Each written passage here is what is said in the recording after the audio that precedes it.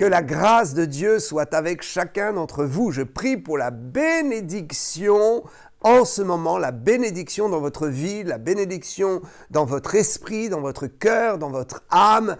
Que l'Éternel répande son Saint-Esprit et vous permette d'acquérir les stratégies qui vont nous permettre de récupérer ce que le diable nous a volé. Dieu nous bénit de différentes façons et le diable vient et il essaye de nous voler ce que Dieu nous a donné. Et parfois, il arrive à saisir des choses, à les emmener dans un lieu secret ténébreux.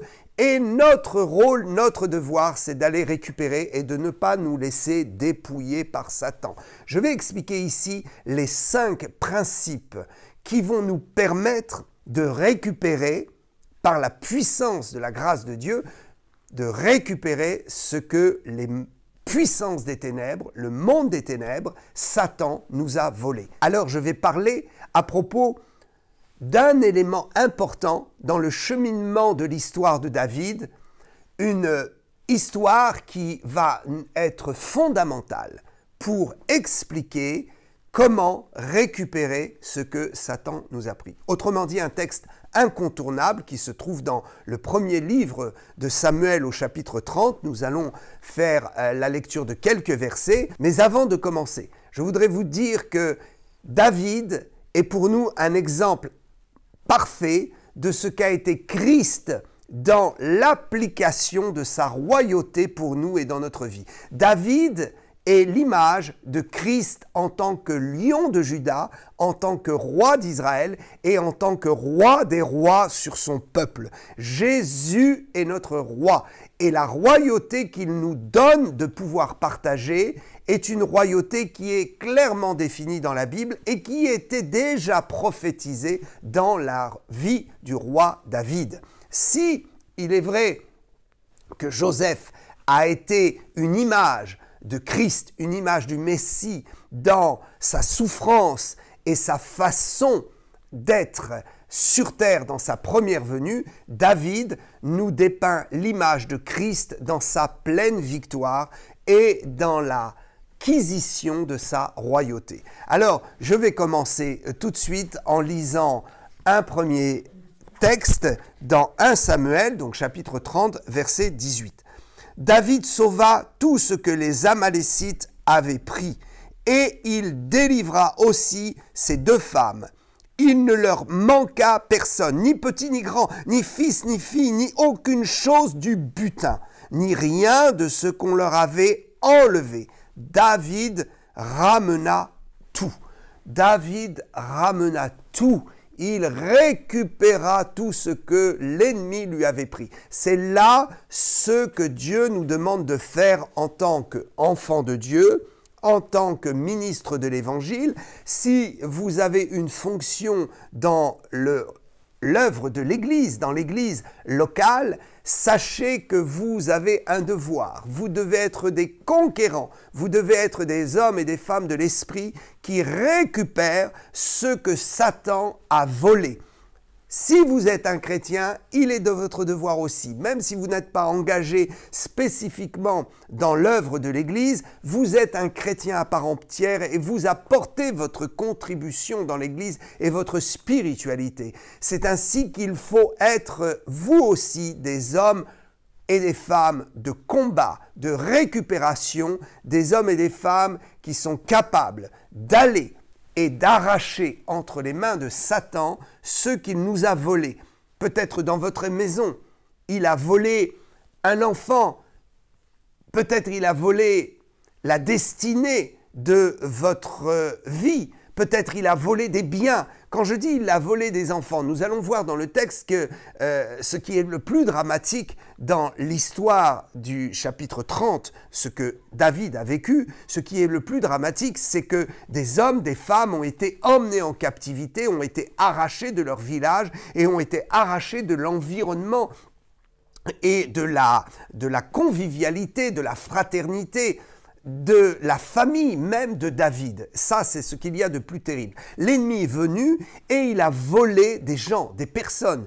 Et quand nous transposons cette histoire dans le monde spirituel et que nous essayons de comprendre ce que cela veut dire pour nous spirituellement, ce que cela veut dire pour nous concrètement, nous allons comprendre que effectivement le diable peut voler les âmes. Il peut faire en sorte que nos enfants qui étaient bien convertis deviennent inconvertis ou soient récupérés par le monde. Et nous savons qui est le prince de ce monde. Nos enfants, peut-être notre conjoint, peut-être des cousins, des cousines, des oncles, des tantes, des gens de notre famille, des gens proches qui étaient au Seigneur et qui se sont trouvés récupérés par le monde et embarqués loin de l'Église. Nous devons nous battre pour les récupérer. Nous devons croire dans la miséricorde de Dieu pour que, effectivement, le Seigneur leur accorde la délivrance et que nous puissions comprendre que nous sommes aussi responsables et que nous devons nous battre pour leur délivrance. C'est le point central de l'histoire que je vais lire. Il y a deux choses très très centrales dans cette histoire. La première, c'est la récupération des âmes et la deuxième, c'est la récupération de la destinée de David qui devait être roi. Nous allons l'expliquer dans un instant. Alors, j'ai lu le verset 18 qui est très important et qui nous encourage. Et je veux vous encourager avec ce verset. David, il sauva et il récupéra tout. Il ramena tout. Il arracha des mains de l'ennemi tout ce qui avait été volé. Cela nous montre le caractère que le chrétien doit avoir. Cela nous montre le succès que nous devons avoir par la puissance, non pas de la force de David, mais la puissance et la force de Christ, parce que David a été l'image de Christ à ce moment-là, et je vais l'expliquer. Nous devons donc saisir toute la force qui est en Christ, et nous devons récupérer. Alors, nous allons commencer l'histoire, et comme je le disais, nous allons transposer cette histoire dans l'explication spirituelle. Nous allons la transposer, cette histoire, par rapport à notre vie chrétienne, et décoder ce que le Seigneur veut nous dire et les principes qu'il veut nous donner pour récupérer concrètement ce que Satan a volé dans notre vie chrétienne, dans notre vie avec Jésus. Alors, 1 Samuel chapitre 30 versets 1 et 3. Lorsque David arriva le 3e jour à Tsiklag, avec ses gens, les Amalécites avaient fait une invasion dans le camp de Tsiklag. Ils avaient détruit et brûlé Tsiklag. Après avoir fait prisonniers les femmes et tous ceux qui s'y trouvaient, petits et grands, ils n'avaient tué personne. Mais ils avaient tout emmené et s'étaient mis en route. David et ses gens arrivèrent à la ville et voici, elle était brûlée. Et les femmes et leurs fils et leurs filles étaient emmenés captifs. Quel drame! Dans ce texte, comme je le dis, le point central, c'est que David avait perdu ses gens, il avait perdu ses femmes, il avait perdu les enfants du village, les âmes avaient été amenées captifs.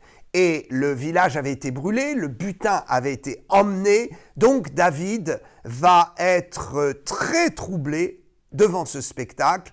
Il va constater la chose et il va devoir réagir et il va devoir récupérer ce que l'ennemi a pris, a volé. Nous allons arriver à la première clé. Dans tout le chapitre 30, nous allons voir 5 clés.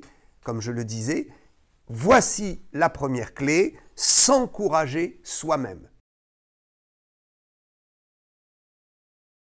Donc nous entrons dans le premier point, la première clé. Nous allons pour cela lire le verset 6 de ce chapitre 30 de 1 Samuel. Je lis pour vous. David fut dans une grande angoisse, car le peuple parlait de le lapider, parce que tous avaient de l'amertume dans l'âme, chacun à cause de ses fils et de ses filles. Mais David reprit courage en s'appuyant sur l'Éternel son Dieu. Voilà le premier point très très important. Nous allons voir dans ce verset que David a subi des angoisses, a ressenti une grande angoisse, que le peuple qui restait et les gens qui restaient encore et qui le connaissaient ont commencé à douter de lui, mais que David s'est repris, s'est ressaisi et qu'il s'est encouragé lui-même. David reprit courage. Cela veut dire que lui-même a saisi le courage.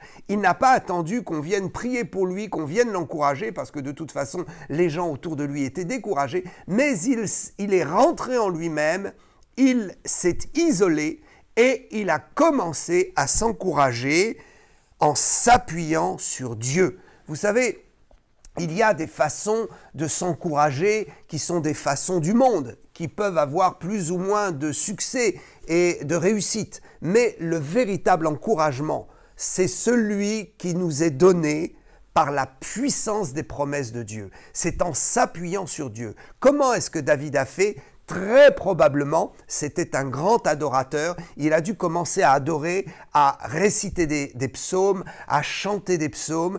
Et dans ces psaumes, il a commencé à visionner les promesses de Dieu, à réciter, à chanter les promesses de Dieu, à réciter, à chanter certaines histoires où Dieu l'avait délivré. Il a commencé à se remémorer la grâce et les délivrances de Dieu dans sa vie. C'est ce que vous devez faire, frères et sœurs, face à toute problématique, face à toute puissance manifestée de l'ennemi. Nous devons nous encourager nous-mêmes. Nous devons nous ressaisir et ne pas attendre que les autres fassent quelque chose pour nous. Il est important de reconstruire son moral, son mental, de reconstruire les pensées positives et les pensées de foi dans notre esprit lorsque nous constatons un problème. Il est évident que la foi ne peut pas renier le constat. La foi, c'est réellement accepter de voir une situation telle qu'elle est afin de voir le problème en face et de transformer ce problème en solution. Je ne crois pas dans le déni. Si une situation est dramatique, qu'elle est là, qu'elle existe, nous ne proclamons pas des paroles de défaite, nous proclamons des paroles de réussite, de succès, de victoire, mais nous ne nions pas la situation. Et nous voulons transformer par la puissance de la foi le problème en solution et en réussite. David a fait le constat, il a accepté aussi que l'angoisse monte en lui et que la crainte monte en lui. Il a accepté aussi de voir les gens qui restaient de son entourage dans le désespoir et commencer à douter de lui parce que c'est un processus normal. David n'a pas jeté la pierre, n'a pas accusé ceux qui l'entouraient, mais il a compris qu'il devait prouver que Dieu l'avait oint et il devait se battre pour lui-même, mais également pour les autres. C'est ce que nous devons faire, frères et sœurs. Nous ne devons pas jeter la pierre à ceux qui commencent à douter de nous parce qu'une situation est une situation d'échec. Voilà, David qui est parti, il avait toutes les bénédictions dans ce village et il revient et voilà que l'ennemi a tout pris. Parfois, nous sommes éprouvés, mais il ne faut pas se décourager. La victoire est au bout du chemin, la victoire est au bout du chemin. Alors donc, cette première clé, c'est quoi? C'est la capacité de s'encourager soi-même.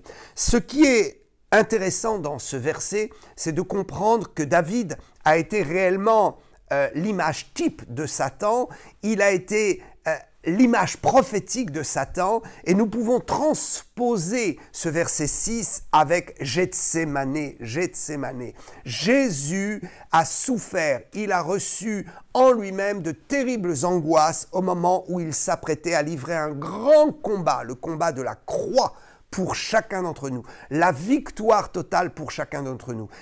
David a ressenti des angoisses parce qu'il devait maintenant réagir et aller se battre pour le peuple. Jésus a subi des angoisses à Gethsémane parce qu'il devait remporter la victoire et se battre pour chacun d'entre nous.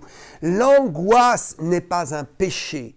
Si nous ne cultivons pas l'angoisse, si nous ne sommes pas constamment angoissés, quand l'angoisse vient face à une situation dramatique qui nous surprend, cette angoisse est une réaction naturelle de la chair. Nous sommes encore dans un corps de chair et nous devons comprendre que la chair réagit et que la chair doit être mise à mort. Et ce n'est pas parce que la chair réagit que nous sommes dans le péché. Si nous ne mettons pas à mort cette réaction, alors c'est un péché.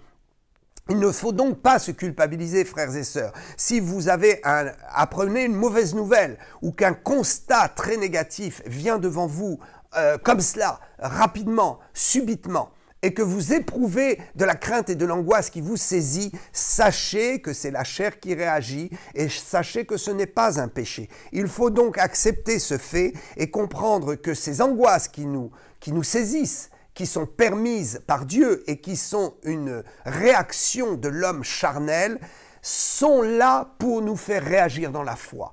Frères et sœurs, ne soyez pas découragés, évacuez ces angoisses. Alors je dis que les angoisses permanentes pour rien du tout, ça c'est un problème dont il faut être délivré. Mais des angoisses qui arrivent au moment où nous apprenons une très mauvaise nouvelle, ça ce sont des angoisses qui doivent être neutralisées et qui ne sont pas des péchés, qui ne correspondent pas à un lien que nous pourrions avoir dans notre vie. C'est une réaction normale. Jésus a subi ces angoisses. Regardez, je vais prendre dans Matthieu 26, 37. Il commença à éprouver de la tristesse et des angoisses. Est-ce que Jésus a commis des péchés? Non. Il n'aurait pas pu aller à la croix s'il avait un seul péché dans sa vie. Donc la Bible dit qu'il a ressenti des angoisses. Donc ça veut dire que ces angoisses n'étaient pas un péché. Mais Jésus a réagi. Et lorsqu'il a réagi, ce qui est merveilleux, c'est que Dieu l'a secouru et Dieu a commencé à créer autour de lui un environnement favorable pour l'aider à reprendre courage et à mener bataille dans la prière. C'est un autre point que nous allons voir d'ailleurs après. Je voudrais lire dans Luc 22, 43 ce texte extraordinaire. Un ange lui apparut du ciel pour le fortifier. Il est ici question de l'angoisse que Jésus a subie à Gethsémane. Il est question de cette histoire où Jésus, le soir où il fut livré, partit avec ses disciples et se mit à l'écart tout seul parce qu'il ne pouvait pas combattre avec ses disciples, il devait mener le combat seul et donc il était à Gethsémane et il a remporté la victoire dans la prière pour aller ensuite à la croix affronter Satan. La première chose que nous devons faire avant de vouloir affronter Satan, c'est régler le problème de nos angoisses, de nos tristesses, de tout ce qui va nous pousser dans le désespoir. Il faut régler ce problème avec soi-même, il faut remonter le niveau de son mental, de la force spirituelle qui est en nous, qui, je le répète, n'a rien à voir avec la force pensée telle que le monde peut l'enseigner, mais qui est une force qui est donnée par le Saint-Esprit et par l'encouragement dans la lecture des versets bibliques qui nous encouragent et dans l'adoration vis-à-vis de Dieu. Alors, je voudrais dire ici un point important. J'ai expliqué que cette défaite apparente, cette défaite réelle mais apparente, puisque David a tout récupéré, il a renversé les choses. Donc dans cette défaite, nous voyons un point important, David doit récupérer des âmes, et il récupérera aussi des biens matériels, mais c'est ce secondaire, et il va récupérer sa destinée. Pourquoi je dis cela? Parce que c'était le combat ultime avant que Juda ne le reconnaisse comme roi. Souvenez-vous, David a été oint 3 fois. Une première fois par le prophète alors qu'il était seul. Le prophète vient avec la corne d'huile et le oint spirituellement et déclare qu'il est maintenant engagé dans la royauté pour Israël et que Dieu l'a choisi comme roi. Donc ça, c'est réellement l'onction de l'appel. Vous trouverez ça dans 1 Samuel chapitre 16.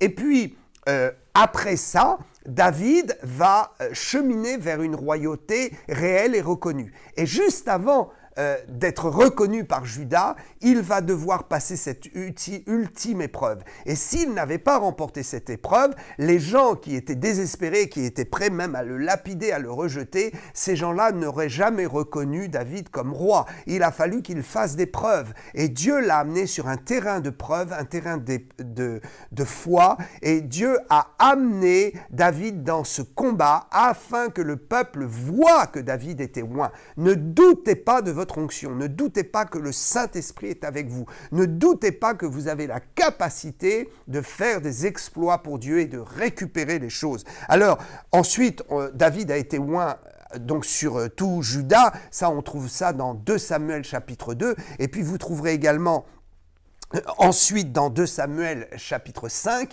l'élection et la royauté de David reconnue devant tout Israël. Donc, David a été d'abord reconnu dans une partie d'Israël, sa royauté est montée progressivement, et ensuite sa royauté a été reconnue dans l'ensemble de tout le territoire d'Israël. Ceci est extraordinaire. Mais cette victoire va être pour lui la première entrée dans sa destinée. Autrement dit, l'ennemi avait pris aussi, à travers cette histoire, avait pris sa destinée, et il va récupérer sa destinée en ayant la victoire et en prouvant qu'il est réellement roi oint par Dieu. Nous allons aller maintenant à notre deuxième point. Donc ce deuxième point, cette deuxième clé est connectée au mystère de l'éphod. L'éphod, pouvoir prendre l'éphod et pouvoir identifier que nous sommes sacrificateurs pour Dieu. C'est au verset 7. Il dit au sacrificateur Abiatar, apporte-moi donc l'éphod. Abiatar apporta l'éphod à David. David a cherché à identifier sa position en Dieu avant d'entrer dans la prière, avant de chercher la face de Dieu. Donc premier point, il s'encourage. Deuxième point, il se prépare à se présenter devant Dieu et il va finaliser son encouragement personnel, sa prise de position par la déclaration d'une onction de sacrificateur sur sa vie. Oh, ceci est extraordinaire, extraordinaire. Jésus a été pour nous le grand sacrificateur. Lorsqu'il a quitté Gethsémané, qu'il s'est livré à ses bourreaux et qu'il a accepté de passer en jugement, il va y avoir, les Écritures nous montrent, une identification à Jésus comme étant l'agneau de Dieu, le grand sacrificateur, qui va non seulement apporter le grand sacrifice ultime, mais qui va être lui-même le sacrifice. Un grand mystère dans la royauté de Christ qui a d'abord été sacrificateur, grand sacrificateur, et qui s'est identifié en s'offrant lui-même en sacrifice pour ensuite être couronné roi au moment de sa résurrection. C'est le grand couronnement, c'est la grâce absolue de sa royauté. Nous comprenons donc ce cheminement. David va être un type de Christ et il va d'abord s'identifier comme sacrificateur. Alors ce qui est étonnant, c'est qu'effectivement, le roi ne pouvait pas vraiment s'identifier comme sacrificateur. Il y avait dans le principe du fonctionnement du temple et de l'organisation d'Israël, il y avait les rois, les prophètes et les sacrificateurs. Il y avait donc bien une fonction distincte entre le roi, le prophète et le sacrificateur, mais ce qui est extraordinaire, c'est que la vraie royauté pouvait aussi manifester le prophète et manifester le sacrificateur. Jésus est le roi parfait. En lui, nous trouvons la royauté, la sacrificature. Bon, on utilise ce mot qui n'est pas très dans le dictionnaire, tellement dans le dictionnaire, mais qui veut bien dire ce qu'il veut dire. Et puis, il y a donc l'onction prophétique et la bénédiction du prophète. Alors, David va s'identifier avec l'éphod. Il revêt l'autorité spirituelle. Il se positionne devant Dieu et devant les hommes comme un homme qui a le pouvoir du sacrificateur. Frères et sœurs, lorsque vous vous encouragez, lorsque vous allez ensuite commencer à entrer dans le combat, n'oubliez pas de réaliser qui vous êtes en Christ. L'éphod représente l'identification de qui nous sommes en Christ. Il a fait de nous un royaume des sacrificateurs, un grand royaume et des sacrificateurs. Nous sommes tous sacrificateurs pour Dieu et tout ce que nous allons récupérer, nous le faisons pour le royaume de Dieu avec le mandat de Christ et de serviteur de Dieu. En tant que personne faisant l'œuvre de Dieu et bénéficiant de la grâce, de l'entretien du royaume de Dieu par la récupération de ce que Satan a volé. Alors l'éphod, c'est un tablier, c'est le tablier du grand Kohen Gadol. Le Kohen Gadol, c'est le grand sacrificateur. Il y avait des sacrificateurs et il y avait un sacrificateur qui était au-dessus de tous et qui d'ailleurs était celui qui rentrait une fois par an dans le Saint des Saints pour apporter au jour du grand pardon, le sang pour le peuple, une image extraordinaire dans Lévitique 16 de ce qu'a été Jésus en tant que grand sacrificateur qui a porté le sang devant Dieu, son propre sang, comme le dit l'Épître aux Hébreux, il a porté son propre sang étant lui-même le grand sacrificateur qui nous lave de nos péchés. Alors, donc l'éphod, c'est ce tablier. Et sur ce tablier, il y avait effectivement certains symboles. Nous voyons également dans l'habit sacerdotal les 12 pierres qui correspondent aux 12 tribus d'Israël. J'ai prêché déjà sur ces choses. Et puis les pierres d'onyx qui étaient sur les épaules, qui représentaient aux 6 et 6 tribus, aux 12 tribus, 2 fois 6, beaucoup de symboles à travers ça. Donc David va vraiment relever ce fait qu'il a l'onction du sacrificateur et il est devant Dieu reconnu comme un sacrificateur. Nous voyons ça également dans 1 Samuel 23, 9. David, ayant eu connaissance du mauvais dessein que Saül projetait contre lui, dit au sacrificateur Abiathar, apporte l'éphod, apporte l'éphod, apporte l'éphod. Donc nous saisissons cette autorité spirituelle pour un grand combat qui va démarrer. Nous arrivons à notre troisième point. Nous arrivons à notre troisième point, notre troisième clé qui est très puissante et très forte. Lisons ensemble au verset 8. David consulta l'Éternel en disant « Poursuivrai-je cette troupe? L'atteindrai-je » L'Éternel lui répondit « Poursuis, car tu atteindras et tu délivreras. » Nous avons ici la stratégie de la consultation divine. Premier point, nous nous encourageons. Nous remontons le niveau de notre mental, de notre foi. Deuxième point, nous proclamons notre position en Christ, notre autorité, notre valeur devant Dieu. Et troisième point, nous allons consulter Dieu, nous prions. Nous ne prions pas pour nous lamenter, pour pleurer devant Dieu. Nous allons devant le Seigneur pour exprimer notre désir de recevoir des instructions. David dira, est-ce que je dois y aller? Il y a des combats miraculeux où nous n'avons pas besoin d'intervenir et il y a des combats où il faut se mouiller soi-même, il faut y aller, il faut se lever, il faut avoir du courage et il faut aller au combat, il faut affronter l'ennemi. David connaissait ces principes. C'est pourquoi il dit « Dieu, qu'est-il raisonnable de faire? Est-ce que je dois y aller? Est-ce que je dois y aller maintenant, plus tard? Est-ce que je dois les poursuivre? Est-ce que je dois aller leur tendre une embuscade ou attendre un autre moment favorable? Que dois-je faire, Seigneur? » La consultation. Je crois que Dieu est un Dieu des stratégies. Je crois que Dieu est un Dieu qui est omniscient et qui, dans sa toute puissance de connaissance, va nous donner les clés pour savoir comment réagir et agir dans notre combat spirituel. À ce moment-là, il est très important de constater que la clé est évidente. Il faut se mettre devant Dieu. Nous sommes devant Dieu avec l'éphod, donc nous n'allons pas nous diminuer et dire « Oh Seigneur, c'est perdu, c'est une épreuve, c'est ma croix, j'accepte. » Non, nous sommes avec l'éphod devant Dieu. Consultons Dieu et disons « Seigneur, maintenant, quelle est la stratégie ?» Parce que ça ne peut pas rester comme ça. Il doit y avoir une récupération obligatoirement. Donc, écoutez le Seigneur et connaissez la stratégie qu'il va vous donner. Nous allons arriver à notre quatrième point. Nous voici arrivés à notre quatrième clé. David, ayant donc maintenant entendu le conseil de Dieu, ayant reçu la stratégie, va se mettre en marche et va obéir. Lisons le verset 9. David se mit en marche, lui et les 600 hommes qui étaient avec lui.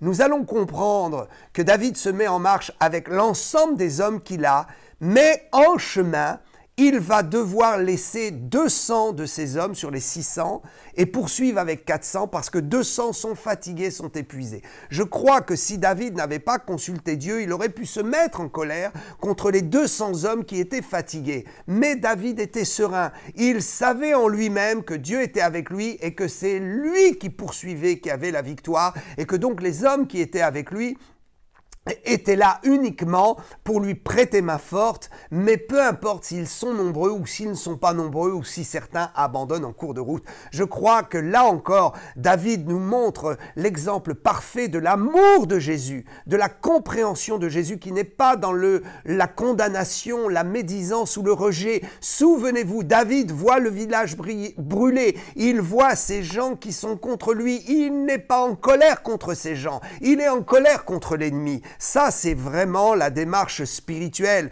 Et puis là, maintenant, il a encore 600 hommes avec lui. Il va, vous verrez dans le texte, il faut lire tout le texte, il va se mettre en marche et pendant la marche, il y a 200 qui restent en arrière. Il ne va pas être en colère contre ces 200. Il va les laisser là et il va même les retrouver lorsqu'il aura gagné et pris le butin, il les retrouvera en chemin. David est paisible, il n'est pas dans la condamnation, il n'est pas dans la pression. Il ne met pas la pression à ses équipes, mais il est serein parce qu'il porta les fautes devant Dieu et il sait qui il est en Christ. Alors, le texte nous montre également que dans cette marche, David va être très très attentif aux signes. Il a demandé la stratégie. Dieu lui dit « va ». Et il ne lui donne pas forcément les détails. Mais quand il est en chemin, il va comprendre que Dieu est avec lui et qu'il y a des détails importants. Il rencontre un Égyptien. Vous lirez ça au verset 11. Un Égyptien qui est abandonné, qui était là avec la troupe ennemie quand ils ont brûlé le village. L'ennemi s'en va, récupère les biens, brûle le village, prend un grand butin et il emmène les âmes captives. Et parmi ces gens qui ont combattu, voilà un Égyptien qui est malade, qui est laissé en chemin et qui est un atout pour David. David voit cet Égyptien, il lui pose la question, qui es-tu, etc. Et l'Égyptien a peur, il lui dit, écoute, moi je veux bien te dire où est la troupe ennemie, où est-ce qu'ils sont partis, parce que moi j'étais des leurs, mais promets-moi que tu vas pas me livrer entre leurs mains et que tu vas pas toi me tuer. Et David fait une alliance avec cet Égyptien, il est rempli de gentillesse, de douceur, il a compassion de cet Égyptien et grâce à cet Égyptien, il va retrouver plus facilement le chemin et la route de l'ennemi pour récupérer tout. À propos de cet Égyptien, nous pouvons aussi transposer cela spirituellement dans notre vie, des opportunités et parfois la providence de Dieu qui nous déconnecte de toute religiosité, de toute pensée humaine et qui nous surprend.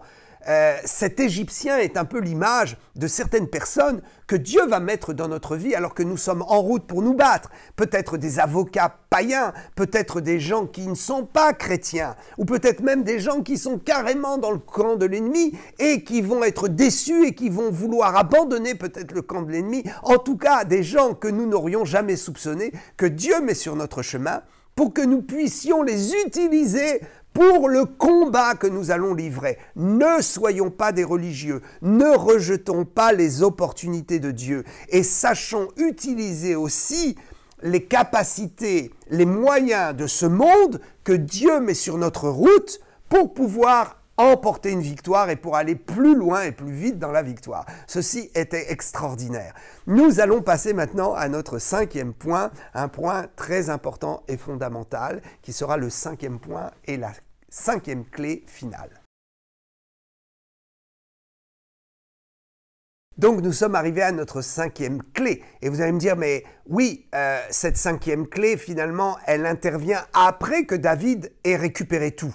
Oui, mais cette 5e clé fait partie du sceau que nous allons mettre dans la victoire que Dieu nous a donnée afin que Satan ne puisse plus toucher à cette victoire, ne puisse plus recommettre le même problème, ne puisse plus nous attaquer à nouveau sous les mêmes angles. Ce 5e point est très spirituel. Nous avons vu David qui s'est encouragé. Nous avons vu David qui a revêtu l'éphod. Ensuite, il consulte Dieu. Ensuite, 4e point, il poursuit l'ennemi et là, il a la victoire. Il récupère toutes les âmes et il récupère le butin.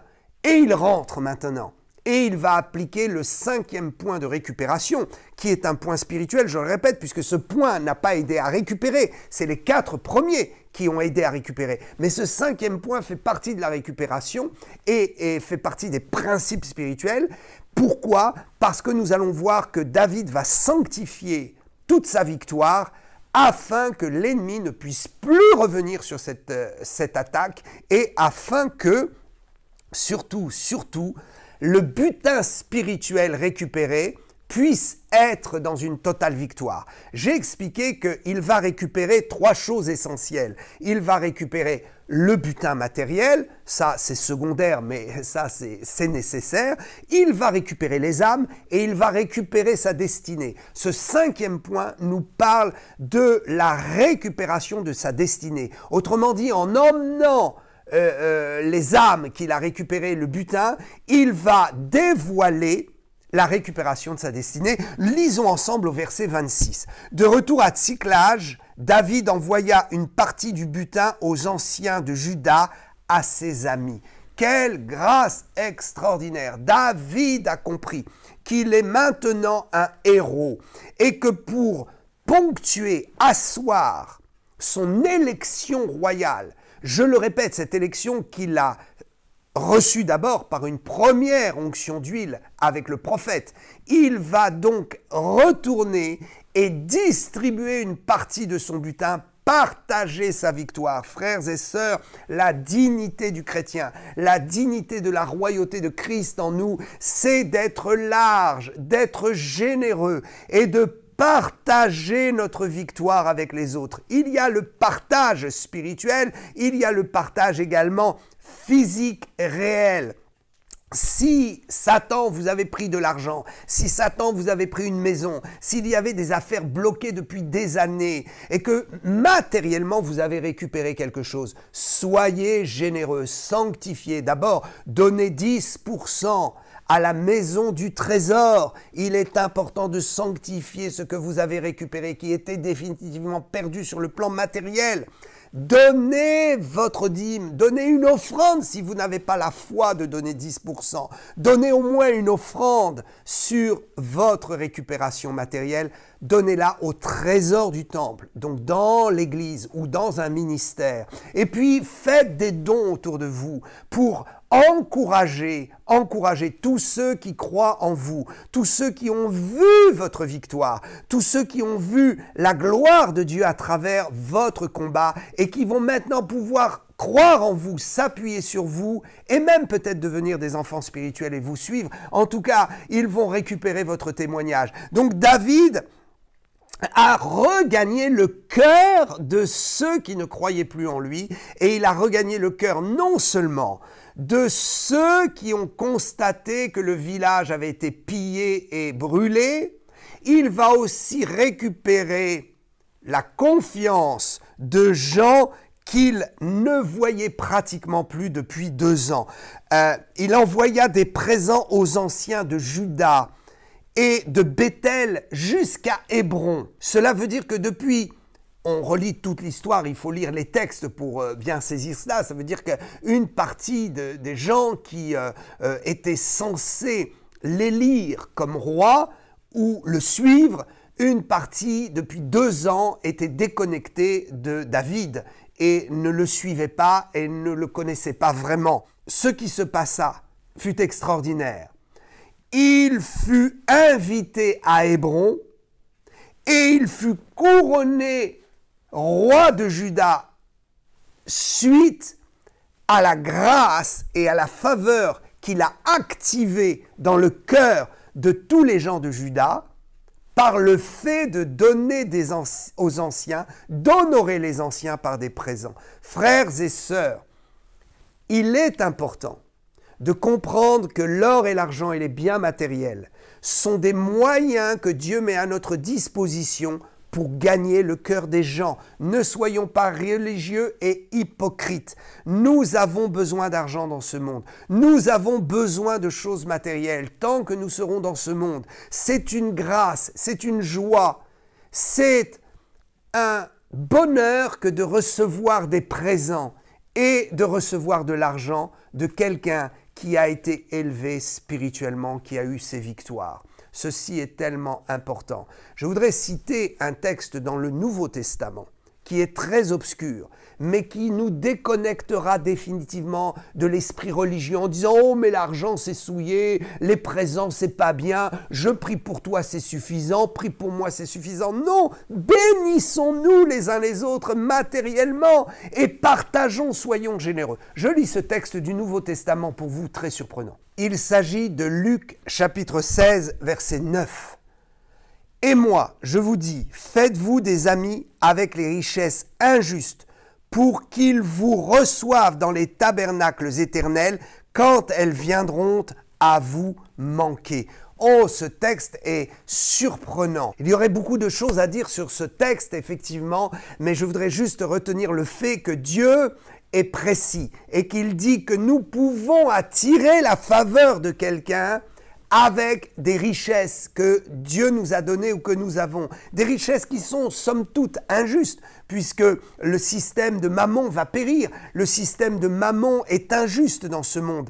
Et les richesses, le principe économique des échanges monétaires est injuste. Mais Dieu dit, le monde fonctionne avec cela. Vous fonctionnez aussi avec l'or et l'argent, avec la monnaie. Donc, ne soyez pas religieux et ne soyez pas trop sectaires.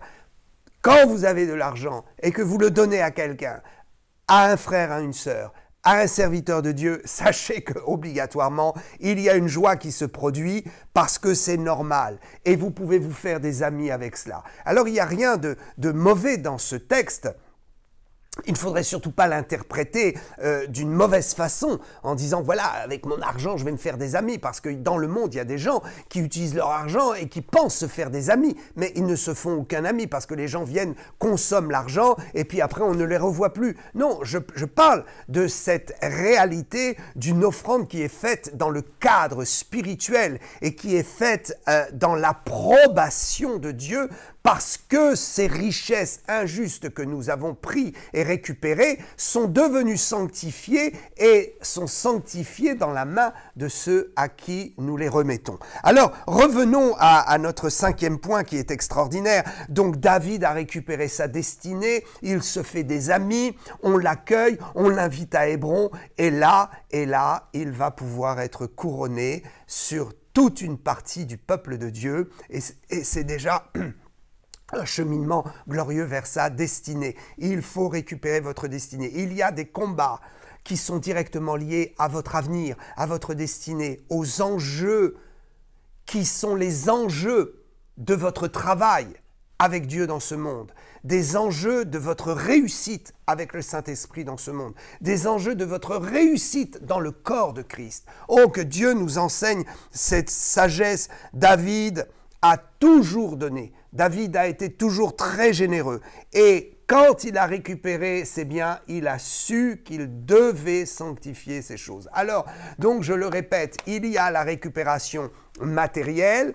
Cette récupération matérielle, il faut la sanctifier. Nous récupérons également notre destinée parce que, effectivement, nous ne sommes plus des chrétiens humiliés dans la défaite, mais nous pouvons témoigner du succès et surtout, nous récupérons les âmes. David a récupéré tous ces gens. Il n'y en a eu aucun de perdu. Je crois que nous pouvons récupérer nos enfants, nos femmes, nos maris, nos oncles, nos cousins, nos enfants spirituels. Nous pouvons récupérer aussi des chrétiens qui étaient convertis et qui sont repartis dans le monde, qui sont tombés et qui sont devenus, selon l'expression que nous utilisons, qui n'est pas biblique, mais cette expression reflète bien une réalité biblique. Ils sont devenus rétrogrades. Est-ce que le rétrograde est un perdu et il est perdu? Non! Un rétrograde est quelqu'un qui a quitté le chemin du Seigneur, le chemin de l'Église. Il a quitté plus ou moins la communion avec Dieu et il se trouve en déportation, en captivité parce que Satan l'a attrapé. Satan attrape les âmes comme cela. Satan est toujours à l'affût de ceux qui sont convertis parce qu'il a toujours espoir pas de les faire chuter, de les faire déchoir de la grâce. Mais mes amis, il y a des brebis qui se sont égarées, et il faut aller les récupérer. Il y a des enjeux d'âme. Nous prions, nous combattons et nous prêchons l'évangile pour récupérer ceux qui sont perdus, pour ramener ceux qui sont dits rétrogrades, entre guillemets, les récupérer, les ramener dans le corps de Christ et dans la vie du Saint-Esprit. Frères et sœurs, soyons dans la victoire et retenons ces 5 points, ces 5 clés, appliquons-les dans notre vie, appliquons-les dans l'Église. Que Dieu vous bénisse. À bientôt.